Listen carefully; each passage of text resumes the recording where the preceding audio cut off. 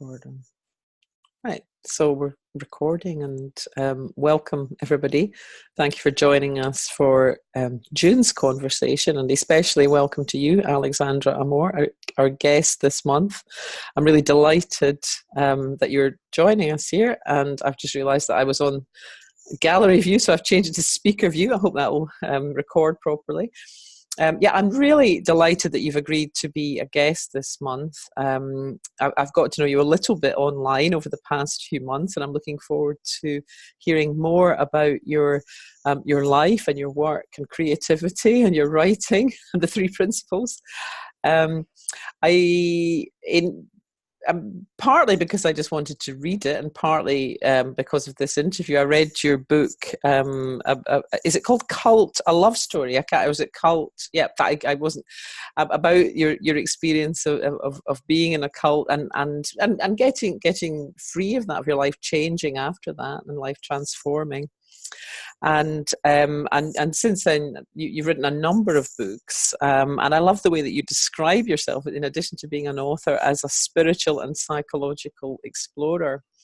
So I am hoping that you will share a bit more of that with us, and I'm just going to hand it over to you, Alexandra, and let you go where you will, and I may well have some questions at some point, and I'm sure some of the other people on the call will as well. So to them I would say just do feel free to ask questions, but I'm going to hand it over to you, Alexandra, for just now. Thank you very much.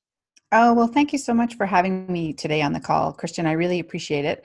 And for anybody who doesn't know, Christian was actually on the podcast that I host. She was on episode 7. So if you go to stopsufferingaboutpodcast.com, you'll see Christian listed there. And it was a fantastic conversation, and I loved it. And it's one of the more popular shows, I can say. It gets quite a few views. Oh, lovely. So, I forgot to mention that you are a very accomplished podcaster. So, but it's today the tables are turned for this webinar. Yes, exactly. On the podcast, it's usually quite easy because I get to just ask a few questions and then sit there quietly and listen. So this will be a bit of more of a challenge today. So what I thought I would do is we named the title of this presentation or talk, webinar, about being a beginner and start. I think it was a start everywhere. I've got it here. Yeah. I'm sorry. Just begin anywhere. Creativity, entrepreneurship, and the three principles. Yes. Yeah. Exactly. So those are just things that I'm interested in, that I thought I could talk about, that might help others who are beginning their journey, with the principles and their exploration. So what I thought I would do is just give a little bit of background about myself. Christian mentioned my book, and I'll talk a little bit about that, and then just how I kind of stumbled into the principles, and things that I'm seeing since I started that journey. So I was a psychology major at university, and then immediately joined a cult after leaving that institution. And of course, nobody joins a cult deliberately. It's always accidental. And you don't join a cult either, quote unquote. You join a group of people who have similar interests and are, of like mind. And the cover of the book, just for those who haven't seen it, it has got a frog on it. And the reason for that is that there's that analogy in the study of cults that if you have a pot of water on the stove and you bring it to a boil and you put a frog in the water, the frog will jump out because it recognizes the danger in the temperature of the water.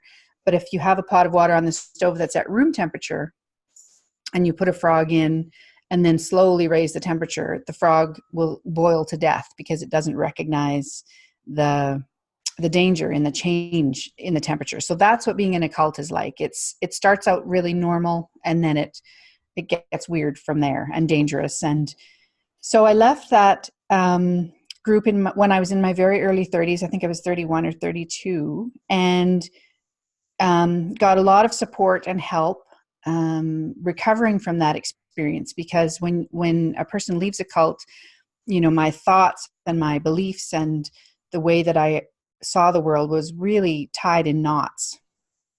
And you have to kind of pull all that apart, and it's quite a laborious process, but I had the help of a wonderful therapist. And then at the end of that journey, felt really moved to write a book about my experience, because for two reasons, I guess. I wanted to help people who had had a similar experience, and family members who might have someone involved in a high demand. That's what they sort of sociologists call cults, as high demand groups. And it's very often difficult for family members to understand why their intelligent, kind, friendly loved one would get involved in such a toxic situation. So I wanted to explain how that happened. And then also, when I was in my own recovery process, I read a lot. That's always my default position. And when I'm trying to learn about anything, is to read all the books I can get my hands on. And there are lots of great books out there. They were sort of very sociological, though, and psychological. And I wanted to read someone's personal story. So in the end, what I did was sort of write the book that I wanted to read at the time.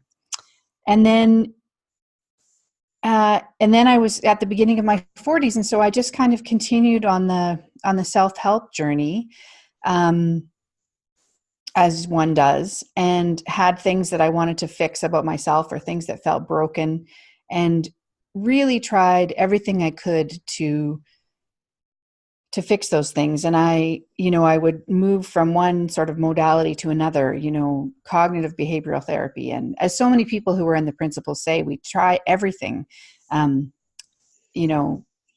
deep compassion and mindfulness and, different kinds of therapy, and Byron Katie's work, and, just all these different things. And by the end of it, I had shelves and shelves of self-help books in my apartment.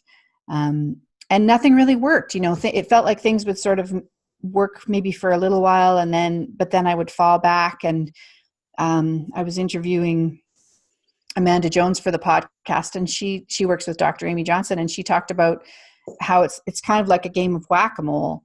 You push one thing down and something else pops up in another area, and that's really what it felt like for a long time. So then 2 years ago, a friend of mine introduced me. She had been talking about Michael Neill for a couple of years and the principles. And and then finally something she said caught my attention. And I went to his website and read, he's got a little series of web pages called The Basics. Mm-hmm. And so I read through those, which introduced people to the principles. It's kind of a overview, and did not understand at all what he was saying, but it felt, as so many people say, it just caught my attention, and it felt different and good. And so I kept digging and read his books and read lots of other books. And then eventually started about a year ago, maybe, to feel an inclination to start to share what I was learning. And I think inclination is an important word, and I'm going to come back to it, again. But so I'm not a coach, and I haven't felt driven to coach other people. But as I say, I did feel an inclination to share what I was learning. And that's what I meant by saying that you can start anywhere. So I just, after 3 or 4 runs at it, I started 3 or 4 different websites, and then I finally kind of hit on the idea that felt good to me, and started stopsufferingabout.com. I love podcasting, so I thought, well, I'll just start there and talk to other people, and that other practitioners, coaches, writers, trainers, that kind of thing. And it would hopefully be, podcasting is amazing because it's a win-win-win for everybody, like this webinar series. So it's a win for the audience because it's information that they can learn from and grow from. And I had been listening to so many podcasts up to that point, from principles practitioners like Nicola Bird and Michael Neill and that kind of thing. And then it hopefully is a win for the guest because they get a little bit of exposure about their work. And then it's a win for me because I get to talk to people one-on-one, and also have fresh content for my website, honestly. So I really enjoy that. And just I blog and do have a podcast episode every Wednesday. And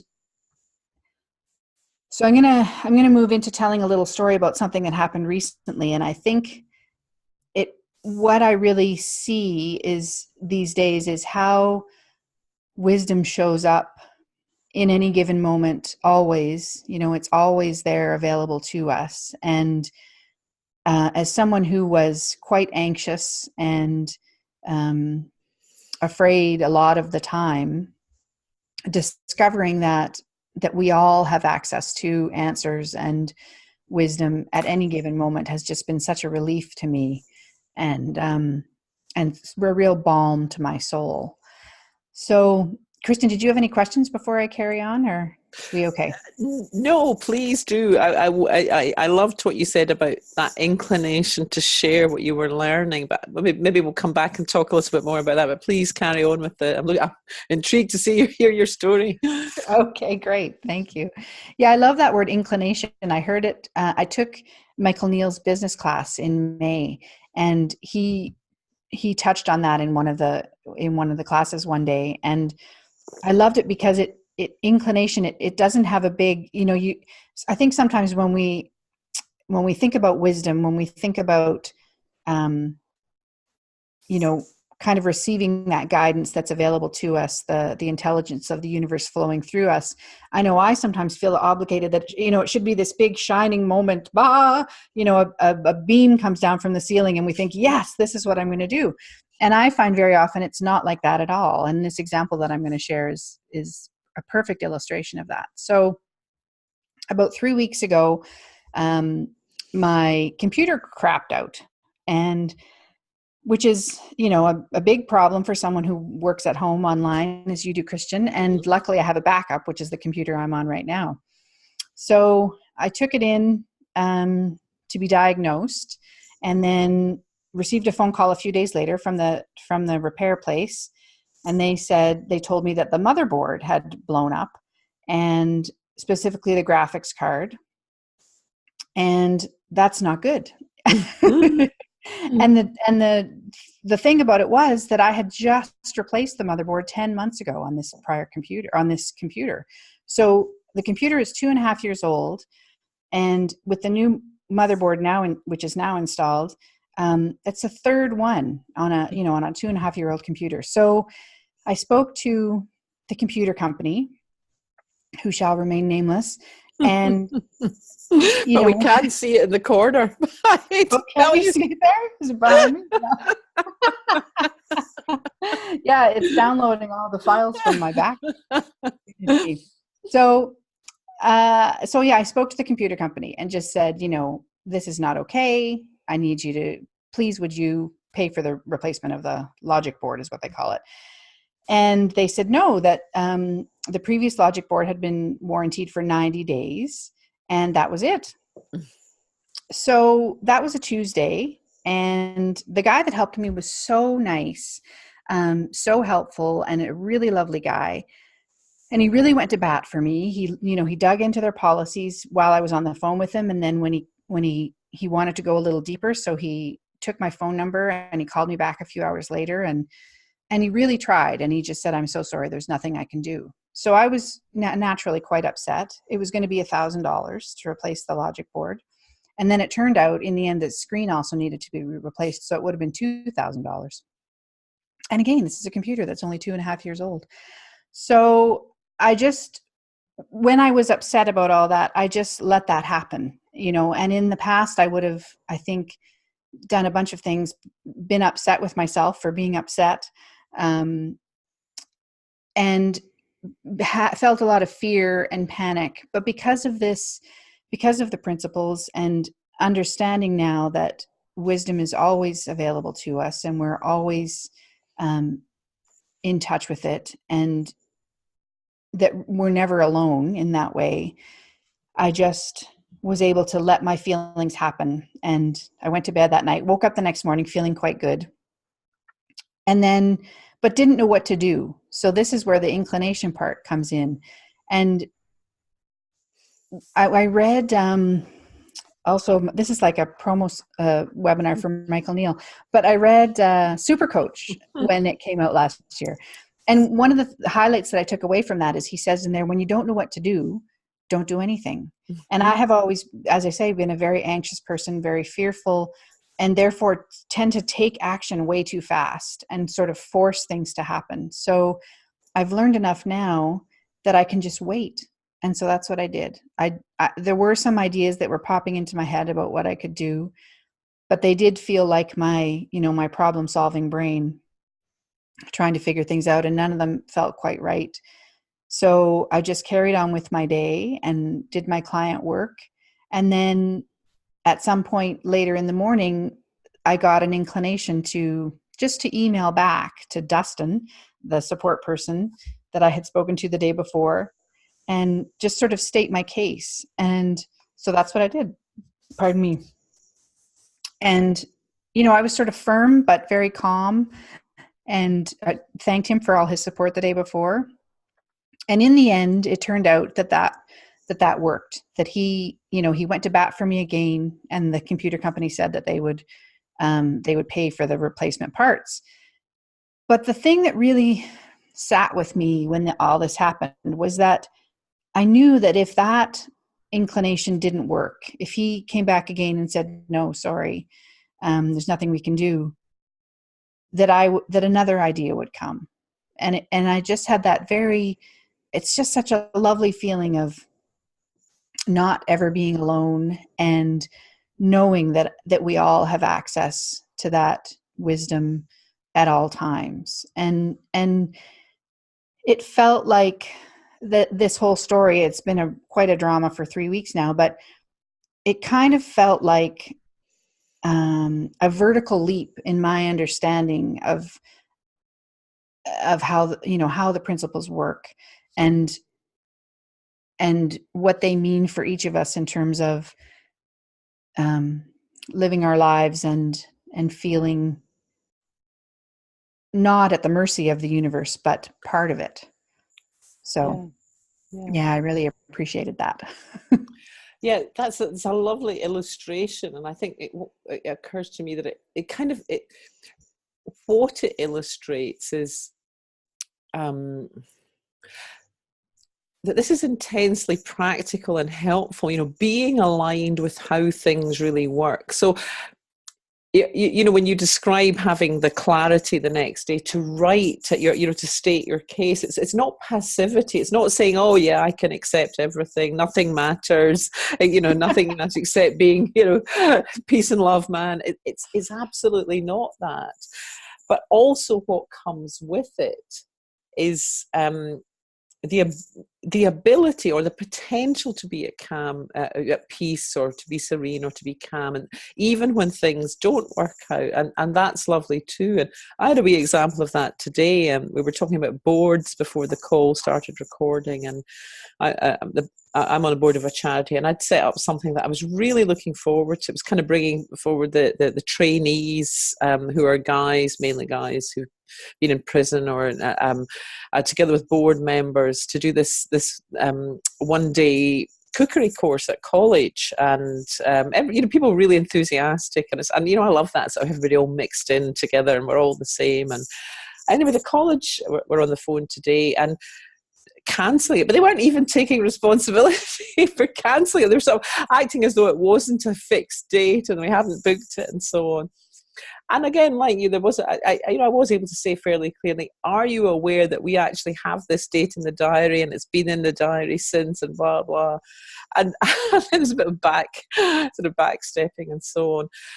But it was obviously for whatever reason it wasn't going to happen. But I just noticed that I was able to just get very calm with that. Right, I need to let everybody know, and that and so on. And that's a change for me, because it used to be my that would really pull my knitting out, as the phrase goes, something like that. And it would have been on my mind all day, and it's only just come back now because it's sort of relevant. And in your case, your clarity and assertiveness led to a good result. In mine, it didn't. But ultimately, neither of us had, had our day affected by it. And I love that, that and that potential that's there, and how comforting it is to know that nothing outside of us has the power to destroy peace of mind, except insofar as when we get caught up in it, in our own thinking. Lovely. Yes, yeah. And I love what you said about passivity too. That isn't I think in the past, with all the sort of healing modalities and everything I've tried to do, there was that implication that we should be calm at all times. And if you're not calm, then there's a problem. And I just love that the principles, what they're saying is that we're human beings, we're having a human experience. And of course, you're going to get upset about stuff sometimes. But when we know where that experience comes from, it's less sticky. I was amazed that I woke up on the Wednesday morning and felt completely fine. That because in the past I would have been devastated for days. And then the second thing that occurs to me is the calm that you mentioned. That when we have that kind of understanding of where our experience is coming from, and also that we have access to wisdom at every moment, there's no need to well, in the past, feeling fearful and anxious, that could have led to me lashing out at people, and thinking that I needed to kind of go ballistic in order to get the result that I wanted. And now there's none of that. I can just, as I say, wait, which feels really good. Mm-hmm. And so good that you did get the result as well, may I say. That does help. If beside the point. Yeah, exactly. So that was a story I just wanted to share. It felt, as I say, it felt like a bit of a vertical leap in my experience of the principles. And I loved, until now, the metaphor I was kind of using with myself was for 2 years, I felt like, when you put a jigsaw puzzle together, and you sort of understand, put a piece here, put a piece there, and I would understand things a little bit. And then this felt like one of those moments when you're working on a jigsaw puzzle, when suddenly all at once 6 or 7 pieces you find and they all go in together. And it just felt like one of those moments. So that was really great. Lovely. So then one of the other things that, we mentioned creativity in the title. And I just wanted to touch on that briefly. I don't really have a ton to say, but what I've been noticing while I've been learning about the principles is that there's a real dovetail with creativity. Mm-hmm. And what I mean by that is that when we're creative, and that can be creating a business, creating a book or whatever it is that people create, there's a way that I had to anyway, and many artists talk about this, learn how to hear our thoughts about that are judging us and telling us not to create the thing because it's going to be stupid and everybody's going to hate it. Mm-hmm. And we learn to observe that thinking and then carry on anyway. Mm-hmm. And one of my favorite books about that, I'm going to hold up another book here, is The War of Art by Stephen Pressfield, which is all about, he calls that thought resistance. And of course, it's a completely different language that he uses when he's talking about creativity and dealing with the blocks around, he calls it winning your inner creative battles. But there is this real dovetailing, and I've haven't explored it that deeply, but it's really interesting to me that when we're learning about the principles, we learn to observe our thoughts without getting completely blindsided by them, and having them be really sticky if we can. And of course, we're asleep to that most of the time, but every once in a while we wake up and realize, oh, that's thinking. Those are my thoughts about that situation. And so, like I say, when we're creative, it's the same sort of thing every day.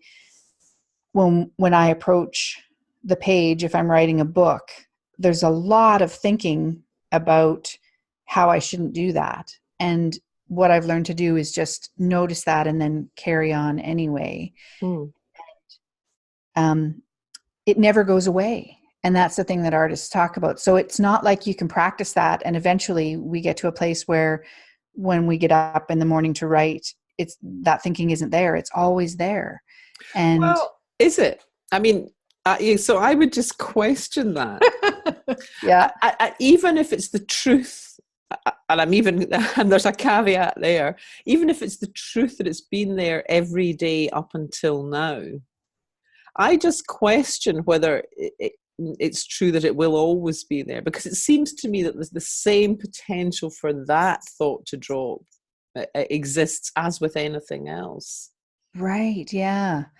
And I just think it's because I think it also goes wider than just, so obviously having a creative outlet, a creative career is a wonderful thing. But I think that same judging voice, or, and it can manifest in different ways, but can be there with anything. And I used to notice it really powerfully in my old world in law, and I sometimes had to attend these legal board meetings, and if I'd made any contribution, I wasn't a shrinking violet, and no matter how reasonable my contribution was, when I was leaving the meeting, I would feel like I was, so something that crawled out from a stone. It was the most horrible feeling, and I learned to see that this thought feeling is not giving me accurate feedback about what I did. It's not a helpful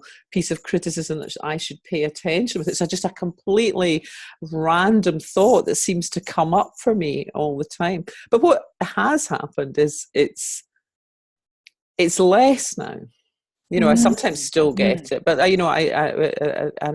but I think the same thing is true with any creative endeavor. We're not, no matter what's shown up in the past, because it can only be the feeling can only be a reflection of a thought, whether that thought's conscious or not. It doesn't have the power. It's not an independent thing that can keep showing up regardless. It may wither on the vine at some stage or just disappear altogether. Yeah. That hasn't been my experience entirely. I think definitely there's a lessening of the severity of the judgy voice, especially once I practiced noticing it and ignoring it. It's gotten less shouty. Shall we say, but it's definitely still there. Yeah, but not sticky at all, because as soon as I begin writing, it tends to drop away almost completely. But then it will come up at other times, like when the book, say for example, is going to an editor, those questioning thoughts will come up again, and especially when the book goes out to the public, then it rears its head again. Yeah. And tell me, I don't know if did I interrupt you when you were about to say something else? No. Because I'd love to hear more about, because I've read your book about the 10 years in the cult, which is a great read, but I wondered at what point you became a writer. I don't know if you were, because you talk about working in that during that time, but you don't say much about what your job. You say some parts, but I wondered when you started writing and what the impetus for that was, or the inclination. Yeah, I had always wanted to be a writer. It was the one thing that I felt drawn toward, even as a kid. And so what happened was, right around the time that I finished with the cult, I had left my corporate job and had become self-employed specifically so that I would have more time in the day to write, which is kind of absurd now when I look back on it, because when you're self-employed, you work twice as hard as when you're in a corporate job. But I really wasn't a corporate animal. And so before I wrote the book about the cult, I was working on a mystery novel, and it would have been my first one. And this is actually an interesting story too. I was working on plotting the book, and I didn't know what I was doing. I had never written a mystery novel before, and was really floundering around. And the idea of having the subject of cults kept coming into the plotting. It sort of kept inserting itself, and I kept pushing it away, saying, no, I don't, I'm done with that. It's been 7 or 8 years. I don't want to write about that anymore. I want this to be different. And then I went away for Christmas break and came back and didn't think about the book at all during that time. And on New Year's Day, it was coming into the morning, 5 or 6 in the morning. I was asleep, and into my dream came the inclination, or the thought, now it's time to write a memoir about your experience in the cult.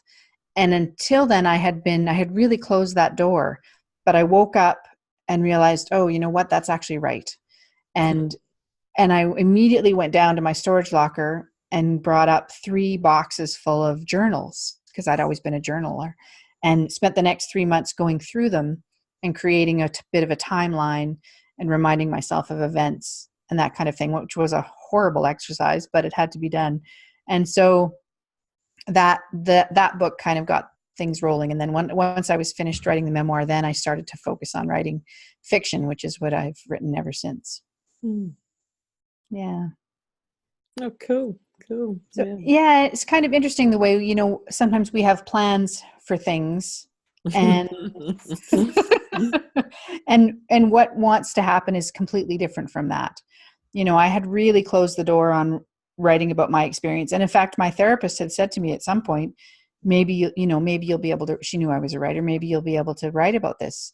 And I said, oh, no, I'll never, I would never do that. I just was completely opposed to the idea. And yeah, I just think it's amusing that these things tend to find a way to happen anyway when they want to. Yeah. It's a great book, and I loved some of the observations that you made in it. And it occurred to me in reading it that the experience of being in a cult, has similarities with being in what's popularly called a sort of dysfunctional relationship, and and also I think there are insights in the book about what has to be going on in the mind of the person such as you in that situation, or a person in a dysfunctional relationship, where their own thinking is, however that has come about, is contributing to the to maintaining that status quo. That's certainly something that I have seen for myself, which I find empowering. It's not a blame the victim thing, but it's recognizing the power that whatever might be going on around us, and whatever other people might be doing, and even quite deliberate, because none of this is about denial, and that's refreshing to me. But nevertheless, whatever is going on, the moment we come back to clarity, the moment that we're able to see the circumstances without the insecurity that the insecure thinking and feeling that might be attached, then there's empowerment. There's the capacity to take action, and Yeah, that's so well said. And you mentioned about dysfunctional relationships, and actually the psychological situation that's going on in a cult is exactly the same as a dysfunctional relationship. It's just that in a dysfunctional relationship, it's one-on-one, and in a cult, it's one-to-many. So it's the cult leader and the group of people that she or he has manipulated, and is trying to control, that kind of thing. So I have a book, you probably can't see it, and it's called Take Back Your Life, and it's about cults, but the subtitle is Recovering from Cults and Abusive Relationships. So the dynamic is extreme, so similar that they're almost exactly the same. Yeah, fascinating. Yeah, and I loved what you said about that kind of, when we can separate the anxiety or the meaning that we've made from the thoughts that we have about, you said it much better than I am, but that, that looking back was was the thing that was able to enable me to leave the situation, was just creating, a tiny little gap between what I thought about the situation and then being able to make a tiny bit of an observation about what was actually happening. Mm-hmm. Because, in a cult situation, what tends to happen is that we were taught to think a certain way about what's happening. It's that cognitive dissonance. Mm-hmm. Something is happening, but we're being told, it isn't actually happening, or it's different than we think it is. So in other words, when the cult leader was abusive to people, same as in a dysfunctional relationship, we would be told, oh, but that's necessary. This person is learning, or whatever. The person has bad energy in the case of the cult that I was in. So yeah, I'm kind of rambling now, but yeah, and I haven't really reflected much honestly, about thinking as it relates to when you're in a cult, and learning now about where our experience really comes from, that it feels like a really deep dive, and I just I haven't done it yet. Yeah. I can understand that. I think I certainly related to the kind of the relationship situation, but I do have a new perspective on that, since coming across the principles, and see that there was an aspect of me that was looking for an answer outside of myself, that was looking for, trying to find security in something as well. In my case, I had a whole trail of different dependencies and searching and so on. But the nice part of that is that, the moment you wake up to that, you're free. Mm-hmm. The moment that, and yeah. Yes, exactly. And that's such a good point, because definitely I was looking for answers from outside myself, and that's what a cult leader provides. They give the impression that they know everything and they have access to, perhaps my cult leader didn't use this word, but to wisdom, to the intelligence that guides life. And we didn't, those of us in the group didn't, right? It was only her. She had that act, and which now, even at the time, I was able to, I didn't believe that. And then I just shut down that belief, because that wasn't what she was saying. But it's that, cult leaders always present themselves as being very special and having access to information that nobody else has. And which is the complete opposite of now what I understand to be true about how the world works. And looping back to the wisdom and the inclinations that we talked about earlier, we all have access to that all the time. Yeah, absolutely. And I loved, there was another thing you said, well, it was back to what you said about this inclination to share what you were learning and following the wisdom to do it in the way that made sense to you. And that's, I know I'm always banging on about this in these calls, but that's, it's so much what I'm about, this is truly in each of us, and each of us has a capacity to share something of what we've been touched by in the way that's right for us. And I'm really keen to be, to sort of foster that and support that. And I would never describe the three principles as a cult, although I know sometimes people's families and so on can accuse them of having got caught up in that.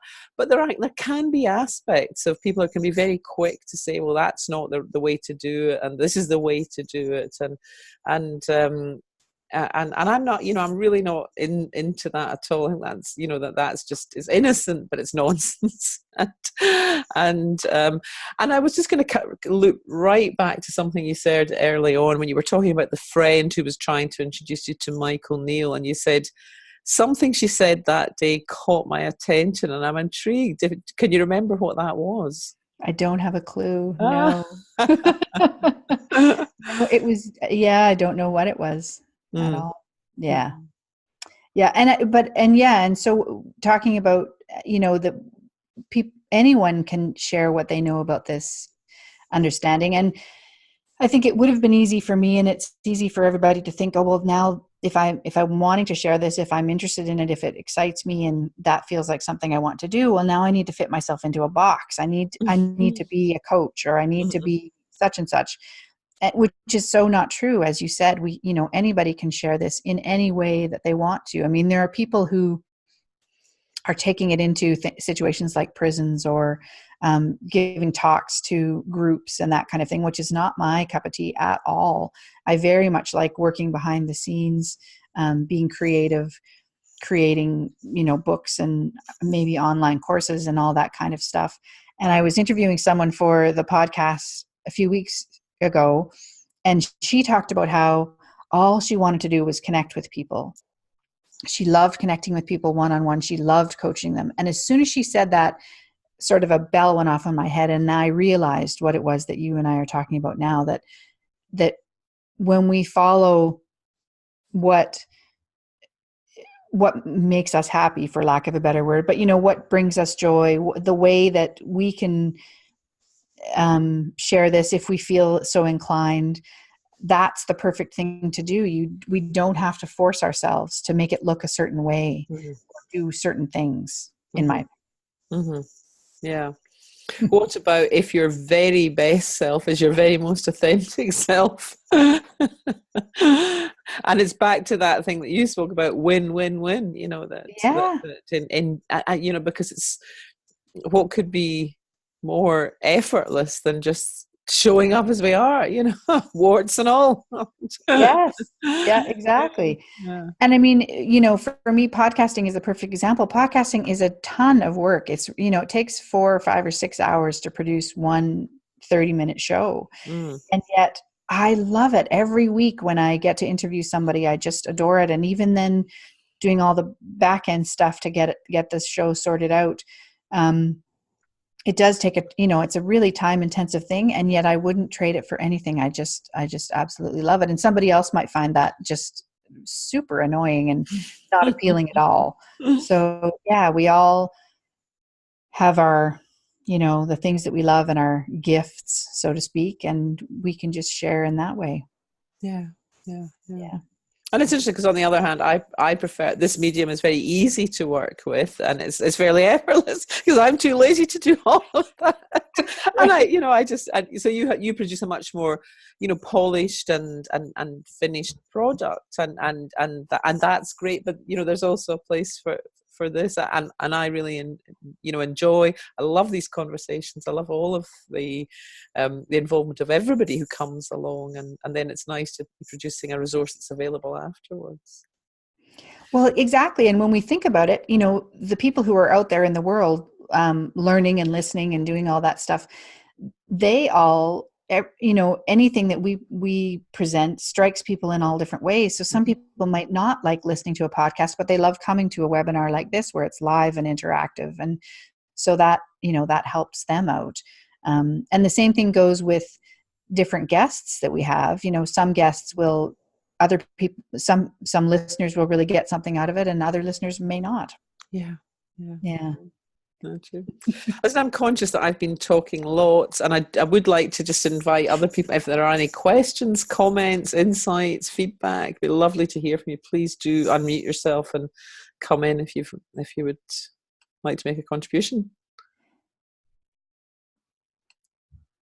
Don't all rush at once. Lynn. I haven't read your book, but just listening to you now is making me want to go out and buy it. I'm really curious about what happened in this cult. I don't know anyone in my life ever that's been part of one, so it's really intriguing. Thanks, Lynn. I'm gonna have to buy you. But where can I get it? It's from Amazon or? Yeah, Amazon, Chapters Online, Kobo, any of those online places. Yeah. Okay, I'll definitely get it. Thanks.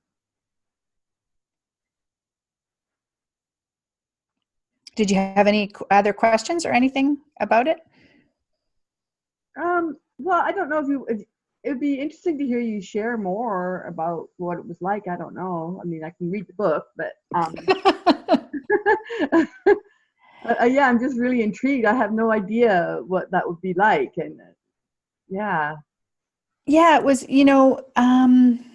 I'll just share a little bit. It was a meditation circle. So it was a woman in Vancouver, British Columbia, where I was living at the time. And she sort of purported herself to be a psychic medium and was very charismatic and had this little group of followers. And as I mentioned with the frog analogy at the beginning, it all starts out very innocently, and then gradually over time, through very sort of specific techniques that you can't see if you're not looking for them, she exerted a great deal of control over the group, and she ended up doing things like breaking up families. She separated children from their parents. She broke up a lot of marriages, and just really wreaked a lot of havoc in a lot of lives. And she's passed away now, but there are still a handful of people who continue to believe in what she was teaching. And in fact, about 3 weeks ago, Christian, you'll know that the man that I was involved with in the cult sort of wrote a rebuttal book, which was released. And he just talks about how magical and mystical and amazing this woman was, and really defending his position about her teaching. So it's a really complex, layered experience. And one of the reasons I wrote the book is that when we haven't had that experience, it's incredibly hard to understand why someone would be involved with something like that. And it's not because people are stupid. It's not because they're naive. It's because they've been seduced, and because specific buttons within each of us had been pushed. And, it's sort of this perfect storm of searching for answers and finding somebody who wants to provide them for you in a way that appeals to you, and that kind of thing. Yeah. Fascinating area of study. You don't actually see the damage that's being done when you're in it, I suppose. It's not until after. That's right. Yes. So, at the time, any damage that's being done, like if marriages are breaking up or children are being removed from their families, or, I felt abused and anxious, but you really suppress any of that because what's happening is all for the greater good. Every cult leader has a greater good that they tout, and ours was, we were trying to save the universe from the forces of darkness. And so what the cult leader gets you to do is realize, well, my petty little needs are, for being in a relationship, for example, are nothing compared to saving the world. I mean, it sounds really absurd, but you eventually get to the point where every decision you make is based on that. Right. Yeah. Wow. Yeah. Kind of a strange experience to have had. Yeah. And it's interesting because that's exactly the antithesis of what we were just speaking about a moment ago of, that what if my kind of authentic desires, and I'm saying my, but I mean each of us following our authentic desires is actually, I'm not talking about grasping or elbowing other people out of the way to get the last cookie, but what if following those authentic desires is the very thing that brings about a better situation for all? And for me, I had another experience in my life, which we may have touched on before in my years in recovery, before I discovered the principles. And I was kind of running everything through. So I'd made this up, unwittingly and within myself. But I was running everything through a sort of filter of, is it sober? Is it the right thing to do this? And of course, it meant that everything, I didn't even really know I was doing it until I had an insight one day, and but it meant that everything was kind of secondhand. I was kind of constantly second guessing myself, And one day, long before I came across the principles, I just had the insight, you've got to start listening to yourself if you're going to have any quality of life. And again, it's just that simplicity that, what if that is the divine, just you're listening to that inner voice, just having a very simple and but attentive relationship with that inner voice. And what if that is key? And I totally agree. And I think I believe that's absolutely true, that each of us always have access to that divine voice, that wisdom, and that listening to that and bringing that forward is how we're able to help others, for lack of a better way to say it, to bring our whatever it is we want to share with the world, even that if that's just being kind to someone in the grocery store, whatever that is. And in a cult situation, you become so divorced from that, and it's exactly the way you describe it, Christian, is that you just second guess yourself all the time and become, I was completely removed from any sense of connection with my own wisdom, or not even in a three principles kind of way, just what did I believe was true about the world. And you read the book, so I had to spend years kind of examining every belief that I have and thinking, well, do I really believe this, or is this something that's been thrust upon me that I feel that I feel I have to believe? So yeah, it's been a long journey from that to now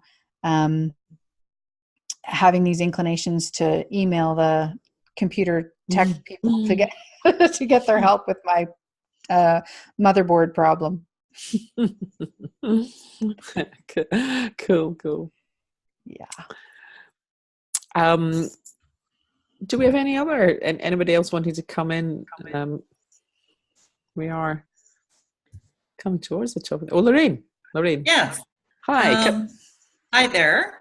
I just wanted to comment, Alexandra, you mentioned, I think near the beginning, something that is so true about how a lot of people that come into this understanding, it seems like they've pursued personal development and tried all sorts of things for a long time. And then lo and behold, to find out that, oh, I didn't have to do this after all. It turns out that if you do nothing, it actually has a larger effect. And I just have to say, I've known you for a lot of years. So you guys, I think you have a PhD in personal development.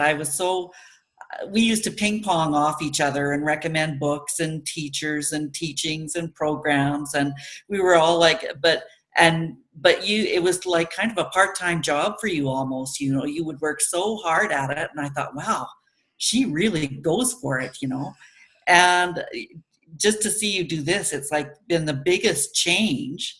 And like how much better is your life now? You've just got all this freed up ease and freedom and not stressing out about stuff. It's just been huge, and just in not that long a time either. It's amazing. No, you're so right. And so I'll say that Lorraine is the person that introduced me to the principles. She was the person mentioning Michael Neal. And so it's her fault that we're here today.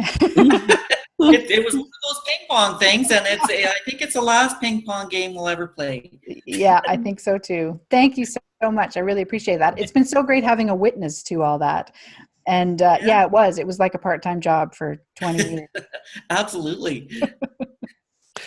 Oh, Lorraine, lovely to meet you, and thank you for that contribution. And it seems to me that kind of testimony from a friend or someone who's known you well, and it can see that shift, is enormous. Mm-hmm. And yet, probably something that each of us on this call or watching this call who have been touched by these principles has experienced. Somebody saying to you, what happened? Did you fall in love? Did you lose weight? Got a new job, just that, because it's that indefinable shift that happens. And lovely. Thank you. Thank you. Your hair looks great, by the way. Oh, thank you. So we possibly have time for one more, if there's anybody else who'd like to come in.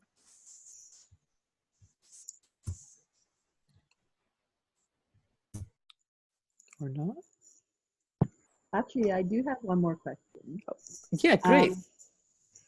You were saying, Alexandra, when you first started writing, you were going to be writing, I think you said a mystery novel. But something was coming into you to write your book about the cult. And how long ago was that, by the way, when you wrote that book? 10 years ago. This is the 10th anniversary. Yeah. Okay, so my question is, so you wrote that book 10 years ago, and how are you feeling now about talking about your book? It's still very a big part of your life. It's like it's probably got a life of its own now, that once you get it out there in the public. So, like, are you still okay talking about that now after all this time? Or I suppose you wouldn't have written the book if you know if you weren't comfortable with it. So I'm just curious, because like I'm writing a book, and I've been writing it for years, and it's kind of an off and on project about my marriage ending. And my marriage ended due to infidelity, and I'm more or less the book is about my journey, my healing journey from that. And I sometimes say to myself, do I really want to be doing this 8 years later? Because that's how long it's been since my marriage ended. But I almost want to go away from it, because I don't want to feel stuck in it. Do you know what I'm saying? Mm-hmm. So I just wondered how you felt about the cult book that you wrote, whether you felt similar. Yeah, it's such a great question, because the topic does come up again and again, and in situations like this, and I don't mind talking about it at all. It was a really, looking back, it was a really fascinating experience, even though it was really painful at the time. And the book has really helped a lot of people, and I think that's the thing that I feel connected to the most. That it really does help people. The help part of it. Yeah. So I don't feel like it defines me, but I also don't mind. I'll talk to anybody about it anytime, because I'm happy to share what I learned and what I know, and just help people out. So yeah. But with memoir, there's this razor sharp line between where we walk that tightrope, sorry to mix metaphors, about sharing our own story and then helping people and helping others. And I know I wrote a blog post about this for another site. I can send you the link, Lynn, and it might help you to see, to figure out, where you want to land with the story that you're sharing. Yeah, and I would love that. Thank you. Okay, I'll do that. Thank you. Maybe I could ask you to send it to me as well, and I'll put it on the program notes and on the YouTube channel. Absolutely, I'll do that. Yeah. Yeah. Thank you. And I'll also put a link to your podcast put there as well. Thank you. So, Alexandra, we're kind of running out of time. I'm just wondering if there's anything that you'd like to say to just close us out tonight. Well, tonight here, morning there, I think. Yeah, that's right. Yeah, 11 o'clock here. No, I just want to say thank you so much for having me. This is my first foray, talking about being a beginner, into speaking out to other people. I've sort of been working away behind the scenes, and it's been a real pleasure. And I love the way you conduct these conversations, Christian. They're just so comfortable and easy, and it's very much like having a chat in your living room with a bunch of people. And I love that. Yeah. So thank you so much for asking me. I really appreciate it. Oh, well, listen, thank you so much for being a guest. It's been wonderful. I've really enjoyed it. I really appreciate you making the time. And thanks.